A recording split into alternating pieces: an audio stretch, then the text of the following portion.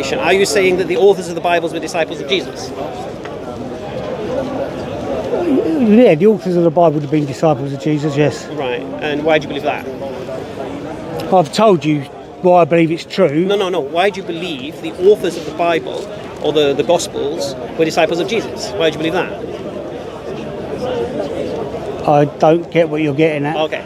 Well, I'll tell you what I'm getting at, and then I'll get there. All right. Where I'm going is this. Your belief is based upon a presupposition that cannot be intellectually justified. You've got to get the right angles, bro. Sorry, we have to start Make up. 3, 2, 1, and action. Listen, Right. Your belief as a Christian is based on presuppositions, right? And these presuppositions are an assumed position that you think is true. Now, I can go deeper than this one, but let's just start with this one. So your presuppositions are this. The authors of the Gospels were disciples of Jesus. You believe this. The second thing you also believe is that they were eyewitnesses to what they recorded. And the third thing you believe is that they were inspired by the Holy Spirit in case they made a mistake. Agreed or not? Roughly, with the eyewitness thing, yeah, I believe they're eyewitnesses, but only through the Spirit and through information they got from other eyewitnesses. Are they eyewitnesses? John the Baptist's birth. Okay. Are they eyewitnesses, or were they inspired by the Spirit? Mixture of both. Mixture of both. So disciples of Jesus, inspired by the Spirit, and recording eyewitness testimony, yeah? Yeah. And when they're looking at an event, they're looking from 4 different angles, therefore that's why you get 4 different Gospels, telling 4 different things, because it's 4 different perspectives, correct? Go on. Is that your position? Well, I'm agreeing with you so far, yeah. That position is completely rejected by Christian scholarship. I don't follow Christian scholarship. Okay, I'll make it easy for you. We don't know who the authors of the Gospels were. I agree. Well, 2 of them you do. No, we don't. Okay. They're all according to J.B. Phillips, one of the greatest New Testament scholars. Don't agree with scholars. John says that he did it. Let me just put that into English language, what you just said. I don't agree with scholars. Okay? Yeah. I don't agree with those people who spent their lives dedicated to understanding the history and researching the manuscripts to come to their conclusions. I don't agree with that. Why not? Because any person that's been through a college system, university system, for one thing, you can't plagiarise. You have to find fault. You have to find these things that are different to even finish your coursework. And most scholars, you wouldn't write a book saying the Bible's true, end of story. So I just think they're insensitive. Everything about them is so to you mislead. don't believe in textual criticism, higher criticism, none of this?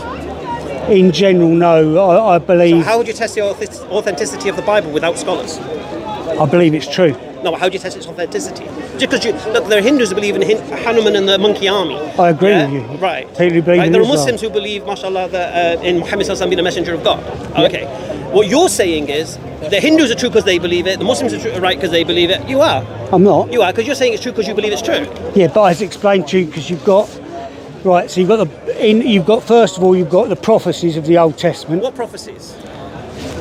The 300. I could go online and list them. Okay. I'll bring you 4 prophecies, right, that disprove Christianity. How's that? So 300 prophecies. Let's face it, before 1940, every person who was against the Bible... Which prophecy are you talking about? ...turned around saying the prophecies are so accurate that the Old Testament must have been fraud. Name one. I haven't got them here. Born from... The Messiah would come from Born of a virgin. Bethlehem. Huh? I'm sure that's in there. No, tell me your prophecies. Man. Well, we'll come from Bethlehem. Who will come from Bethlehem? The Messiah. Where does it say that? I say I've just come in not to even talk to you about the subject, so I haven't got any of them things here. Okay, I'll give you prophecies from the Old Testament that refute what you believe as a Christian. Right. So anyway. So you believe it. So my belief is. You believe Isaiah 9:6 is talking about Jesus. I believe that the prophecies are the first thing. The second thing. The second thing is the New Testament books. Don't go to the second thing. Let me just demolish your prophecy argument first, and then you can bring your next witness. No problem. Prophecies against you. Okay, there's prophecies in the Old Testament that do not fit Jesus, which are claimed to be Jesus, right? So, for example, Isaiah 9:6, where a virgin shall give birth, and it should be called Emmanuel, the everlasting Father, Prince of Peace, all these things, and you claim this is Jesus. Unfortunately, Jesus said the antithesis of that. Jesus said, think that I have not come with peace. I have not come with peace, but with a sword. So, the Prince of Peace, but when he comes to that statement, I come not with peace, but with a sword. One second. Explain this statement to me. Explain this statement to me, and then explain to me how the Prince of Peace would say this. Think not, I have come with peace. I have not come with peace, but with the sword. Right. Is that the words of the Prince of Peace? The first thing you've got to think, Nowhere in the Bible was a verse ever written. Verses are totally added. You can't study the Bible or quote the Bible in Well, verses. you're quoting prophecy here. Prophecy, so I would read the whole thing. Right. So you read this now. But you can't ever bring an argument from just verses. You can't bring an argument from the verses. You'd have to read it from the start to the finish. Why?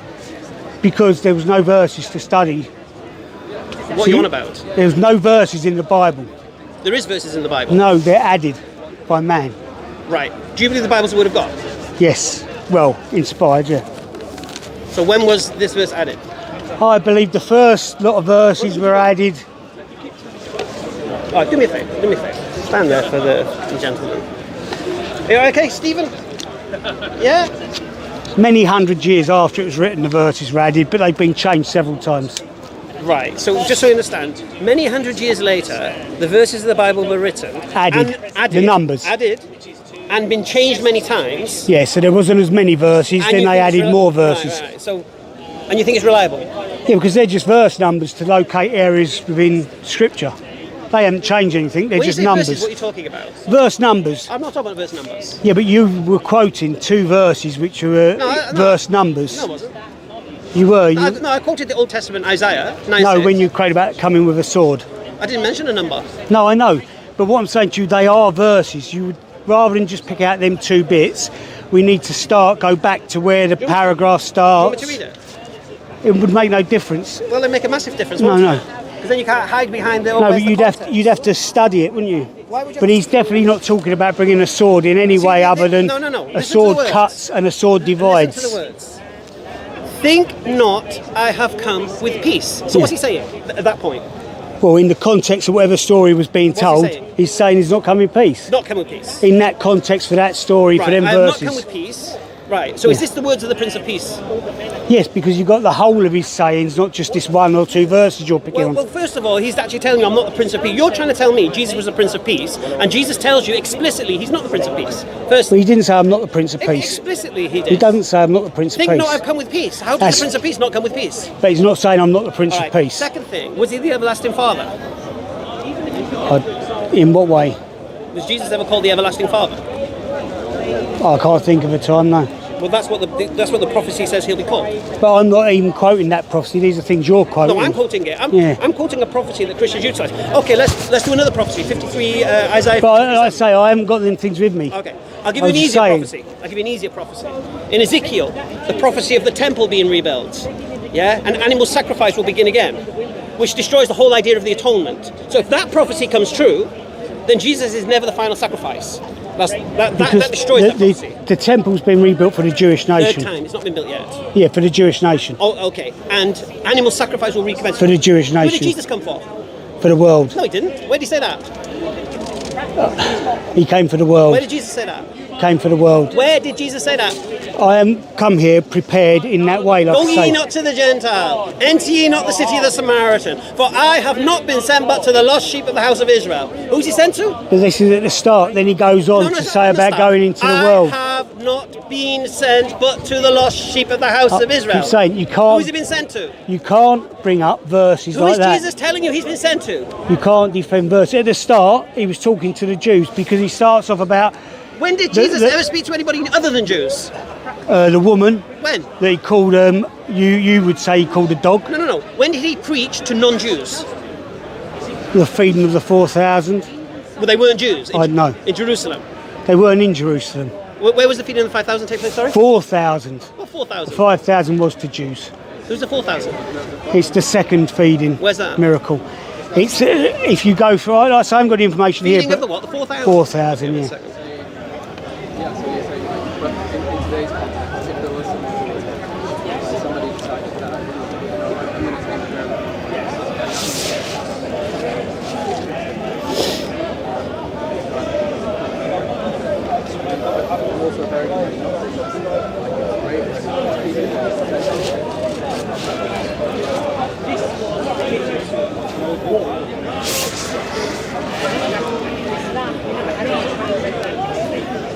Okay, the first miracle, the feeding of the 5,000, is the only miracle recorded in all four Gospels.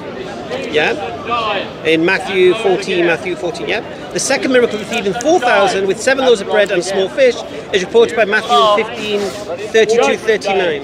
You will find out. You will find out. The God of the universe is my God. Anyway, I told you when we started the conversation I wasn't prepared for this. I didn't know to see you, so I haven't got the information But your here to salvation is bring you. based upon all this. I know, but what I'm saying to you is I haven't come with that information to answer your questions. I just saw you and remembered you saying about the swords, and Jesus' teaching clearly was to not to use it against a man. He keeps moving. It's like a I'm not mirror well. effect. I'm not well. Oh, sorry. Go on. Find it very hard to concentrate.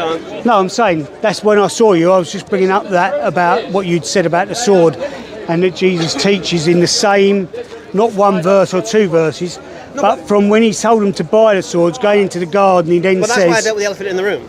"Yeah, but I know." Because you don't have a clue what Jesus said.